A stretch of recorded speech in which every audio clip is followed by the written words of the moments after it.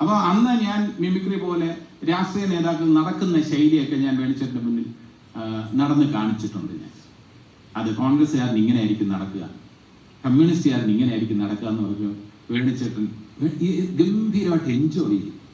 അതായത് വേണിച്ചേട്ടൻ ചിരിക്കുന്ന കണ്ടു കഴിഞ്ഞാൽ നമുക്ക് തന്നെ ഒരു സഫോക്കേഷൻ തോന്നും, ഒരു ശ്വാസം എടുക്കാത്ത രീതിയിൽ ചിരിക്കും. ഞാനിങ്ങനെ കോൺഗ്രസ്സുകാരൻ ഇങ്ങനെയാണ് നടക്കുന്നതെന്ന് പറയുമ്പോൾ അത്രയും ചിരിയാണ്. അപ്പൊ ഞാൻ പറഞ്ഞു വേണിച്ചേട്ടൻ്റെ ഈ ചിരി തന്നെ എനിക്ക് ഏതെങ്കിലും ഒരു പടത്തിൽ അവതരിപ്പിക്കാം. പിന്നെ കാണുന്ന കാര്യം എന്ന് വെച്ചാൽ സ്വാഗതത്തിൽ എനിക്കതിന് ഡയലോഗൊന്നുമില്ല. ഏത് സമയം നോക്കിയിരുന്നാലും ഞാൻ എൻ്റെ കാമുകിയായിട്ട് ഒരു മരത്തിന്റെ ചുവട്ടിരുന്ന് ഇങ്ങനെ ചിരിക്കുകയാണ്. എന്താണ് ഇവർ ചിരിക്കുന്നതെന്ന് ആർക്കും അറിയില്ല. ഇങ്ങനെ ചിരിച്ചുകൊണ്ടിരിക്കുന്നത് അത് വേണിച്ചേട്ടൻ ക്രിയേറ്റ് ചെയ്ത ക്യാരക്ടറാണ്.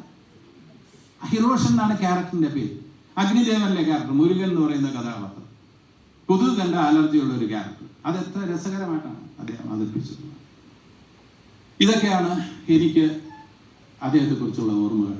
ഈ 15ാം ഓർമ്മ ദിനം ഇത് ആചരിക്കേണ്ടതല്ല, ആഘോഷിക്കേണ്ടതാണെന്നാണ് എൻ്റെ വിശ്വാസം. വേണിച്ചേട്ടൻ അങ്ങനെ സങ്കടപ്പെട്ട് വേഷങ്ങളിലെല്ലാം ഒരു നിരാശ, രാഹുലിൻ്റെ കഥാപാത്രമായിരുന്നാലും അങ്ങനെയുള്ള ശാലിനി എൻ്റെ കൂട്ടുകാരിലെ കഥാപാത്രമായിരുന്നാലും എല്ലാം വിഷാദ ചുവയുള്ള കഥാപാത്രങ്ങളാണ്. പക്ഷേ ജീവിതത്തിൽ എപ്പോഴും സന്തോഷിക്കാനും ഒക്കെ ശ്രമിച്ചിട്ടുണ്ട്, മറ്റുള്ളവരെ സന്തോഷിപ്പിക്കാൻ ശ്രമിച്ചിട്ടുള്ള ഒരു വ്യക്തിയാണ്.